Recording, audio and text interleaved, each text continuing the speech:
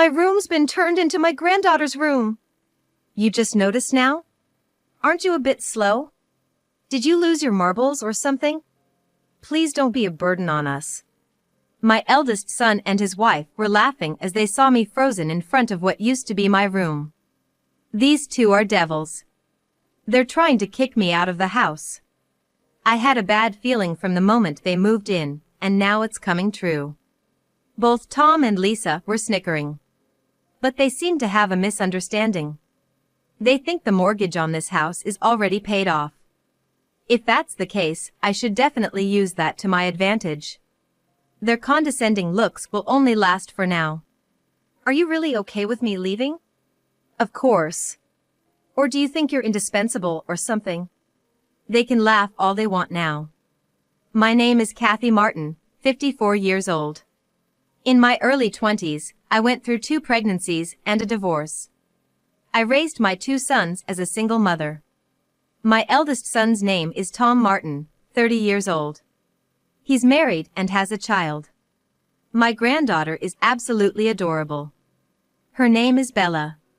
She just turned 3 and will be starting preschool next year. Since my younger son, Jack, also left, I thought I'd live freely and went ahead and bought a house. I finished raising my children relatively early and have been working hard ever since. So, I had a fair amount of savings. But, I've been frugal for a long time and had a habit of saving more.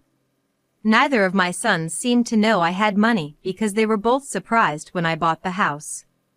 I won't be a burden on you two. I can take care of myself. Yet Tom told me, Mom, I have my own family now, and I can't look after you. Considering your age, can you take it easy? Don't cause any trouble for us, okay? Are these the words of the son I worked so hard to raise? Instead of feeling sad, I was more annoyed at that moment. I won't be a burden. I'm still young, you know. Young? Well, I'm hands off then. Just so you know. Yeah. I bet Tom is trying to warn me in advance not to expect any help if I become senile or ill. I vowed to keep both my body and mind healthy. I don't want someone who says such things to care for me. Ever since he was young, Tom wasn't exactly the nicest. Jack was the quiet type, didn't say much. He was harmless, but sometimes I worried about him. Maybe I paid too much attention to Jack, and that's why Tom became so troublesome. It was cute when he was a child, but it's pathetic for him to make such remarks as an adult. I'm surprised he even got married. I was almost in tears when he first told me he found someone he wanted to marry. I was so happy that someone was willing to marry my son. I remember the first time Tom brought his wife home. Nice to meet you. I'm Lisa. Lisa had been looking all around the house even before she greeted. Back then, I was living in a small apartment. It was old, but I kept it clean and thought it was fine, but Lisa's opinion was different. Really, just as you said, a rundown place. I couldn't believe my ears. We were about to become family, and I was shocked she would say such a thing. However, Tom just laughed and didn't chastise her. Didn't I tell you? Let's just finish the greetings and head on out. Hold on a minute. I've prepared a meal. No way. I can't eat in such a dirty place. We only came here because Mom wanted to at least greet you, Tom said. We aren't gonna eat. With that, they left. I cried as I ate the remaining feast by myself. I felt so empty and frustrated.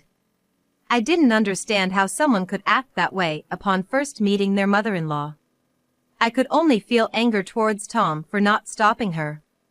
After the wedding, Tom and Lisa suddenly disappeared. I assumed they were enjoying their own lives. I didn't want to meet Lisa again after that first impression, so it was a relief. Then one day, I got news that a baby was born. This made me truly happy. It was my first grandchild. When I rushed to the hospital and held the baby, I felt joy. Even if it was just a short while, it was a happy moment. I had often heard that grandchildren are special, and it was indeed true. The baby was apparently named Bella. Bella dear. I felt like she responded a bit when I called her name. I need to live long to see Bella grow up. I remember making that resolution in my heart. However, it wasn't easy to get to meet her. Even though I was prepared to some extent, the reality of not being able to see her was saddening. Hearing that Lisa's parents got to meet her made it even more painful. Is it that the daughter-in-law's parents often get more chances to meet their grandchildren? Or perhaps it's just that our relationship with our eldest son is weak. But I at least wanted to see her once a year. With a glimmer of hope, I called. We're going out today, so please don't come. Then, when can I see her? It's been a year already.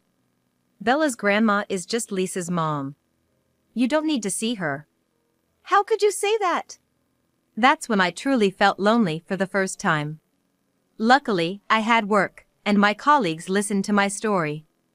Everyone sympathized, saying, "That's too cruel."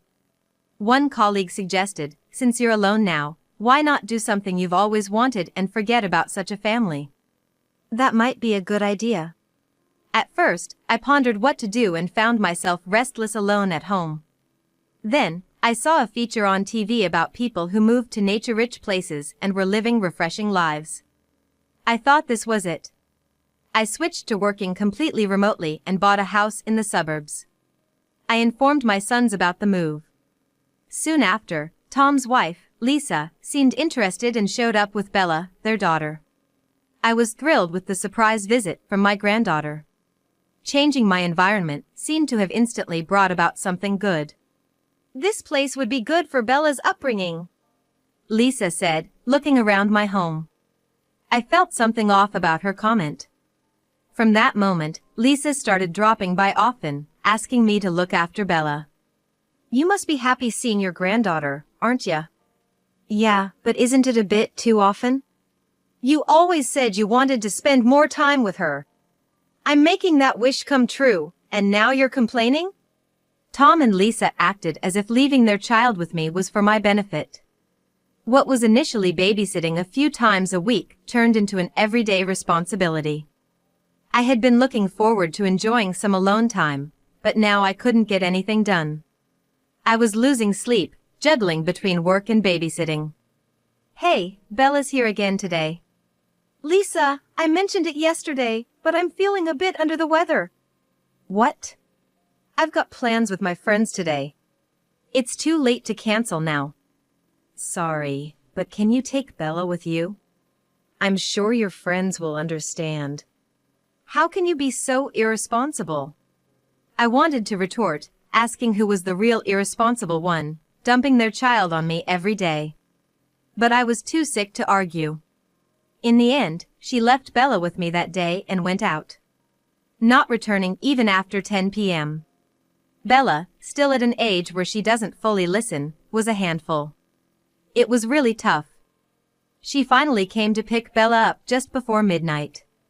Taking advantage of my silence, she began frequently picking up Bella in the middle of the night. At times, she even left Bella overnight. Tom, can you talk to Lisa? What? Why? You were happy about it, weren't ya? How can I babysit every day? I'm working too. Geez, you're so selfish. You wanted this. I couldn't recall ever wanting daily babysitting duties. It was a mystery. And then the unexpected happened. Without warning, movers showed up at my doorstep, unloading tons of boxes. Wait a minute! What's going on? I didn't hear anything about a move. Well, I was worried about you, and I thought it would be nice if Bella lived with you, so we decided to move in. To my shock, my eldest son's family was moving in. The audacity of his statement was just staggering. I firmly refused to live together, but to avoid troubling the movers, I decided to discuss it after they were done. We can't fit 4 people here. It'll be fine. With a place this big, there won't be any problems. Plus, I really like it here, Lisa stated nonchalantly, sprawling on the couch as if she owned the place. Bella stepped between Lisa and me, gazing up at us. That made it hard to argue further. So much for my dream of a carefree solo life. Now, I am starting a shared living arrangement with my eldest son's family. Though Lisa was supposedly a stay-at-home mom, she did no housework. I'm busy with childcare, she'd say, forcing me to cook 3 meals a day for them. And of course, they never contributed to the grocery bills. This couldn't go on. With Bella constantly being left with me, I decided to leave early in the morning for work. Even though I had transitioned to remote work, I was now commuting again. Kathy, I thought you were fully remote? Sorry, I'm just really busy right now. It was true, I was swamped with work. I had been promoted to head a new department. After several nights of working overtime, one evening I got home past 11 p.m., noticing something was amiss in my apartment. Exhausted, I still felt something was off, but headed straight to my bedroom. What? What's all this? None of my belongings were there, and the room was filled with Bella's things. Little Bella was sound asleep on a small bed. It's turned into the granddaughter's room. As I stood, shocked at the entrance, I heard laughter. Turning around, I saw Lisa and Tom grinning side by side. I couldn't comprehend the situation. Where's my stuff? We got rid of it. They kept only the furniture and electronics they liked, and nearly all of my things were thrown out. Frankly, we got almost nothing for it. We tried selling it, but they said it was in such bad shape that it was embarrassing. We'll keep the little money we got as compensation for our trouble. It finally dawned on me with those words. From the start, these two had plans to kick me out of this house. You're always leaving early and coming home late, so you don't really need a house, do you? You're trying to kick me out? Did you just realize that now? Aren't you a bit slow? Maybe you're going senile? Please don't trouble us anymore. This woman is a devil. How can she be so cruel? It's hard to believe we're the same species. I decided to give up on staying here and fighting with Lisa. You're saying I should take this as you are kicking me out? Yes. We'll be living here. Just think of it as doing your last bit for your kids and leave. Even though I don't remember them ever being dutiful, I wondered why I had to be the one doing things for them, but I remained silent. You're really okay with me leaving? Do you think we need you? The most you've ever done is babysit Bella. The next day, I was essentially thrown out of the house. I contemplated going to Jack's place, but Jack is so reserved, it's hard to tell what he's thinking. And if he were living with a girlfriend, it would be awkward for his mother to show up. I ended up staying at a business hotel near my office for a while. That night, Lisa and Tom seemingly toasted to having kicked me out. She won't do anything crazy, right? Don't worry, she's thick-skinned. Alone in the business hotel, I, with my thick skin, pondered over the day's events. The following day, I told my company about my situation and decided to take a short leave. I was worried about burdening my team, but my colleagues were incredibly supportive, which was comforting. We need the house under my name. I got a call from Tom, saying just that. I was gonna contact you about that too. You're sure about the name change? Don't make me repeat myself. We talked about this when you left, right? Just get it done. All right. I did as he wished and transferred the title of the house.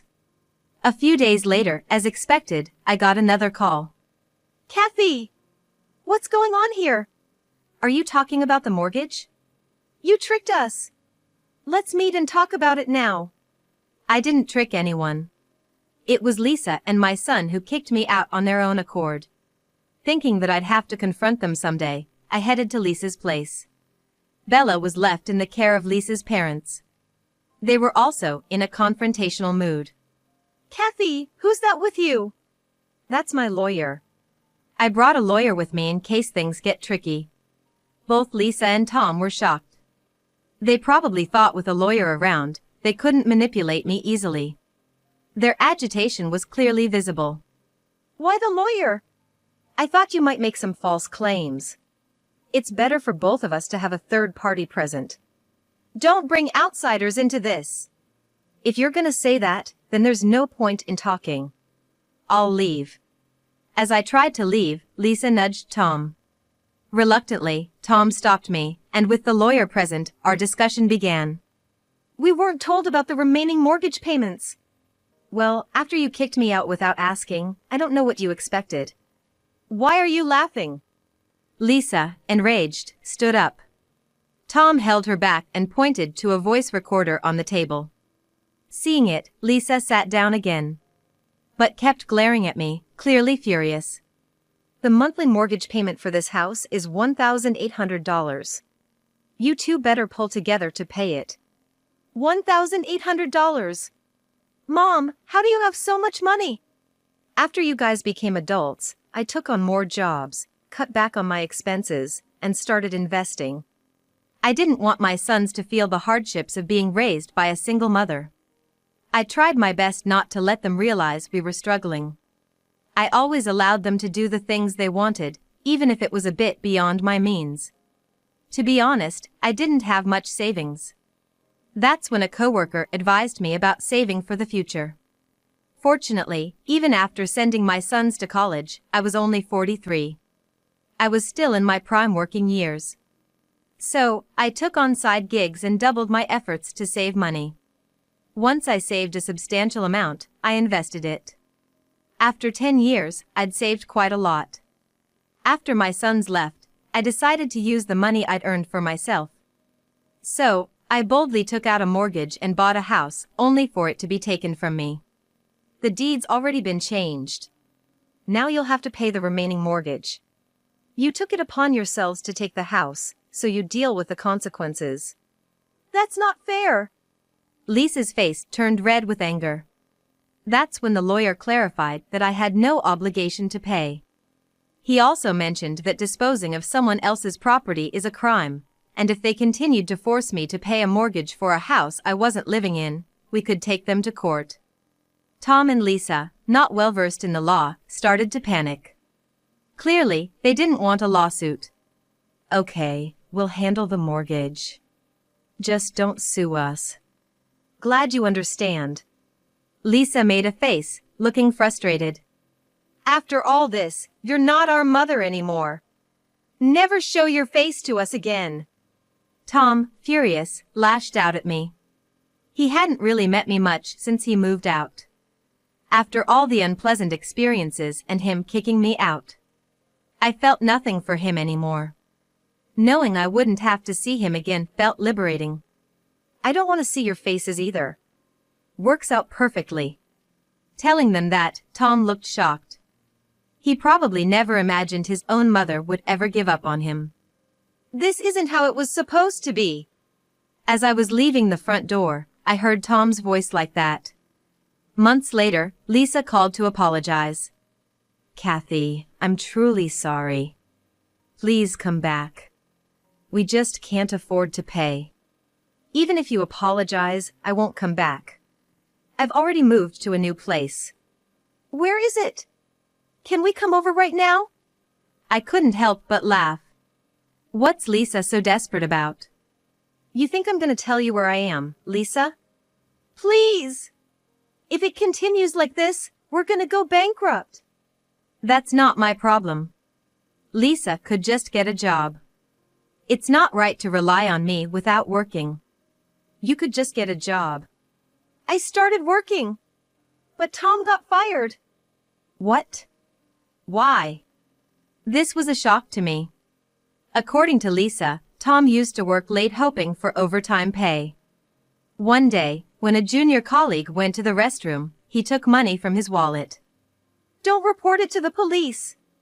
Tom begged him like that. Even though he stole, it was just $50, so the junior didn't report it to the police. But he reported it to the boss. Tom was subsequently fired. Lisa, who was counting on Tom's money, was furious. What are you doing for just $50? You should work too. I'm doing part-time jobs. Work full-time. I have a kid. Part-time is more flexible. Apparently, they argue like this every day. Tom became unemployed, but the mortgage won't wait. I'm scared of the monthly payments. I feel like I'm gonna lose my mind. So you're asking for help from someone you drove out? I was told never to show up in front of you guys again. So I can't help. Tom was just too shocked at the time and said it without thinking. There are words that can't be taken back. Lisa went silent. She seemed to be crying. She looked truly desperate. But I have no obligation to help. I can be cruel too. Sorry, but don't contact me anymore. If you call again, I'll block your number. And I hung up. Just after that, as I was leaving the office for lunch with my colleagues, Lisa, Tom, and Bella were standing there. My colleagues noticed immediately and were concerned. You guys go ahead. I told my colleagues and approached the three. What do you want? I was surprisingly cold. Then, Tom began to apologize. Come on, not here. I made Tom stand up and took the three to a nearby bench. I didn't want Bella to see her father kneeling to her grandmother. I was wrong. Please help. Didn't you say you'd never show up again? Tom seemed ashamed of his actions and regretted hurting his pride. His ears were bright red. I don't need your apologies. Just never show up in front of me again. Aren't I your son? I don't see you as a son anymore. That's harsh. Kathy, that's too harsh. Do you have the right to blame me? Lisa was silent. After being mocked, treated as a nuisance, exploited, and driven out by my son, I couldn't see him as a son anymore. I realized he didn't understand how hurt I was. Even if I explained, they probably wouldn't understand how wrong they've been. It's pointless. What they need to do now is face the consequences of their actions. You're Bella's grandmother, right? I figured this was coming when I brought Bella with me. It's not the child's fault. But if I'm going to be used by the parents like this, I was ready to give up on Bella. Don't use Bella. I'm not going to help or even see you guys anymore. I'm gonna live in a different world now. But you said you wanted to see Bella. Don't exploit your daughter. Deal with your own problems. You brought this on yourself. Mom, you're okay being all alone? It seemed like Tom's last-ditch effort. But I'm not alone anymore. Before I realized it, my colleagues were standing behind me. They must have skipped lunch to come back. I have friends. If it wasn't for them, I wouldn't have been able to handle this situation. I'm strong because I'm not alone. Let's just stop, Tom. I'm embarrassed. Tom looked defeated and deflated. Lisa took Bella's hand and left, leaving Tom behind. Well, our lunch break is almost over, so we're gonna go. Goodbye. I left too, with my colleagues, leaving Tom behind. It seems Tom stood there in a daze for a while, but was eventually escorted out by the security guard. In the end, Tom and Lisa, my eldest son and his wife, couldn't make their loan repayments. Ignoring the reminders led to an immediate demand for lump sum repayment from the bank. In a panic, Tom and Lisa approached the bank to discuss their inability to repay. Their house went up for auction. Perhaps because it was located far from downtown, similar to being far from New York Center, it didn't sell for the desired price. Maybe because I had it built entirely to my own taste, the house appealed to a limited audience. Lisa, eager to sell, lowered the price on her own. Ultimately, it was sold for about half of its purchase price.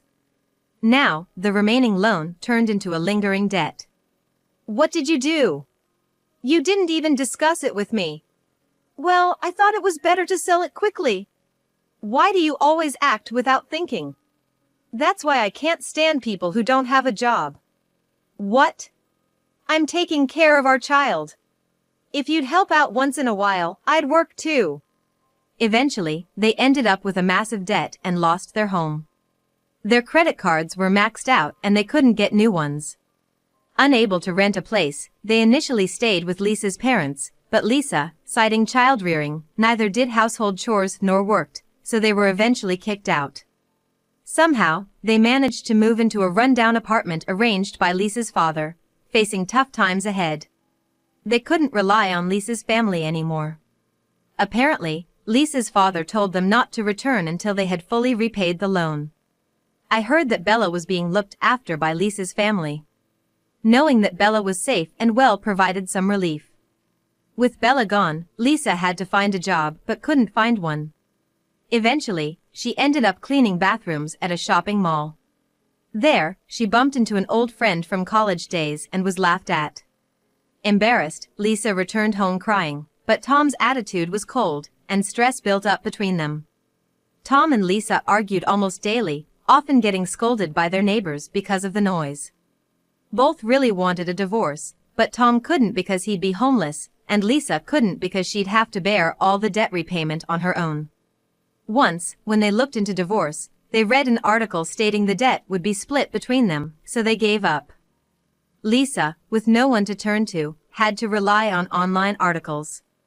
By the way, all of this was in the voicemails on my phone.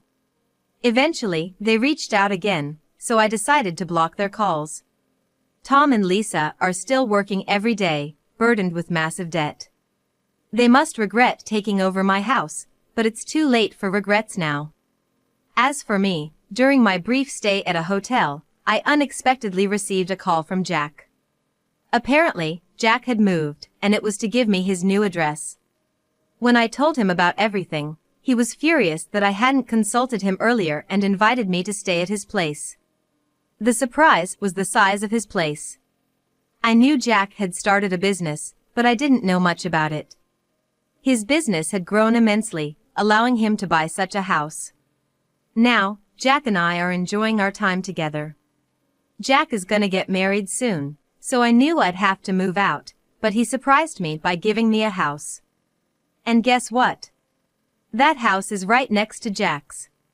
He apologized, saying it was a smaller house, but when I saw the design, I absolutely loved it. It was exactly to my taste. I can't believe you knew me so well. I always thought the reserved Jack wasn't really interested in me, so this truly touched my heart. A few days later, I got to meet his fiancée. She's such a wonderful lady. She was excited about me living next door. In fact, it turned out she was the one who suggested building a house for me next to theirs. I'm looking forward to my new home and my new extended family. Even though I lost touch with my eldest son, getting to experience the kindness of my second son, Jack, makes me feel blessed.